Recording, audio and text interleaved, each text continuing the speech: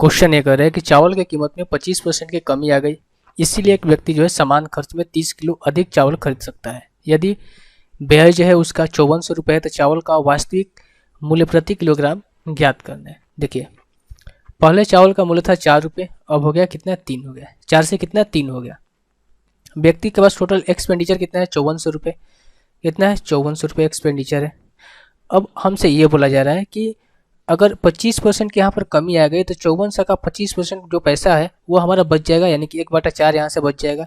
1/4 हम यहाँ से निकालेंगे तो कितना हो जाएगा, 4 एकम 4, 4 12 और 1 4 12, 4 5 20, 1350 रुपये। 1350 रुपये जो पैसे हैं ये हमारे पास बच गए। कितना, 1350 रुपये, क्योंकि 5400 रुपये में हम क्या खरीदते थे, चावल कुछ चावल खरीदते थे, कितना केजी खरीदते थे ये नहीं पता है, लेकिन 5400 रुपये के खरीदते थे। लेकिन जैसे ही 25% की गिरावट आई तो हमें चौवन चौवन जो 5400 रुपये पहले लगता था वो अब क्या होगा, 5400 न लग के उसमें से 1350 रुपये घट जाएगा, यानी 1350 रुपये हमारे पास बच जाएंगे।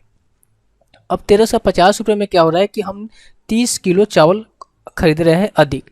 1350 रुपये में 30 किलो चावल अधिक खरीद रहे हैं तो 1 केजी चावल कितने रुपये में खरीदेंगे, 1350 अपन में 30 कर देंगे। 1350 अपन में 30 करेंगे तो ये कितने बार में जाएगा, ये जाएगा 45 रुपये में। कितना, 45 रुपये में। तो अभी जो चावल यानी कि जो प्रेजेंट में हम चावल खरीद रहे हैं कैसे, 45 रुपये पर केजी के हिसाब से खरीद रहे हैं। कितने, 45 रुपये पर केजी के हिसाब से। तो 3 की वैल्यू कितनी है, 45, इससे 15 गुना ज़्यादा है। तो जो ओरिजिनल प्राइस था पहले वो भी 15 गुना ज़्यादा होगा, ये 60 रुपये होगा। 60 रुपये पर केजी होगा। कितना, 60 रुपये पर केजी।